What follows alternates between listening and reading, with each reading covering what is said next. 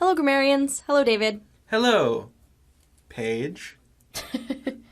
So in this video, we're going to talk about a piece of punctuation called the ellipsis, or ellipses in the plural form, as we have here.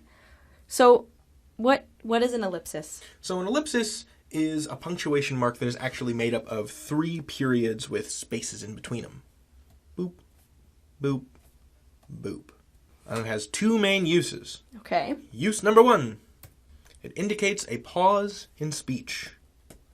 So like when you said, hello, David, and I said, hello, Paige. Right, so that ellipsis in the middle shows that you're pausing when you're speaking. So, like, there's a lot of reasons why you might pause in your speech. You might be hesitating or thinking or just whatever the case may be. You can use an ellipsis to show that you're pausing. Right. And usage number 2 for the ellipsis is that it shows that a portion of quoted material has been taken out. Why would you take some of a quote out? So we have here, Paige, you have chosen a quote from the renowned wizard and orator Albus Dumbledore, and he says, "Words are, in my not-so-humble opinion, our most inexhaustible source of magic." If you wanted, you could kind of take out that aside, that in my not-so-humble opinion. Yeah, I don't have a lot of space on this screen, so I don't want to write that whole thing, right? So I can say, words are, ellipsis, our most inexhaustible source of magic. So Paige, I have a question. Yeah. Why do we even need this? Why can't you just say words are our most inexhaustible source of magic? That's a great question. So if I quote someone and I just sort of willy-nilly take words out without indicating that I've taken some information out of the quote, I can make it seem like someone said something totally different to what they actually said, right? It can be so easy to misconstrue someone's actual words. So this shows that this isn't exactly what Albus Dumbledore said, but it's the point that I want to get across with my quote. Does that make sense? I think so. So you're saying that there's kind of like an ethics question here. Right. So how do we accurately reproduce someone's words without misrepresenting them? Totally. So it shows that you have messed with it somehow. Yes, exactly. But that you're calling out the fact that you've cut out pieces so that people don't necessarily get the wrong idea. Totally. But I think there is kind of an art to using an ellipsis, right?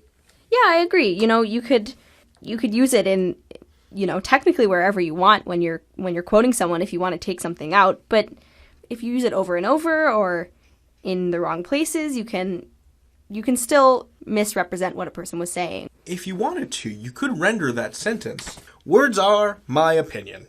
Yeah. Right? If you didn't use ellipses, you could just render that however you please, because those are words that were said approximately in that order, right? Yeah. Without ellipses or? Without ellipses. Okay. You can just be like, words are my opinion. Mm-hmm. And that's not exactly what Dumbledore said, right? Right.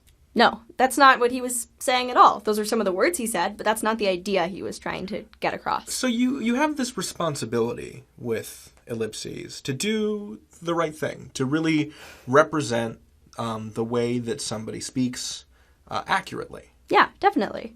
Let's talk about the end of someone's sentence, and I want to indicate that at some point after I've cut off the end of the sentence ends.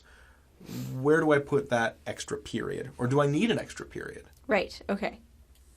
So let's say our sentence is something like, I like cheese, although I'm more partial to a Wensleydale than I am to a Cheddar or a Stilton. You might want to just be able to write that sentence as, I like cheese, ellipsis, period.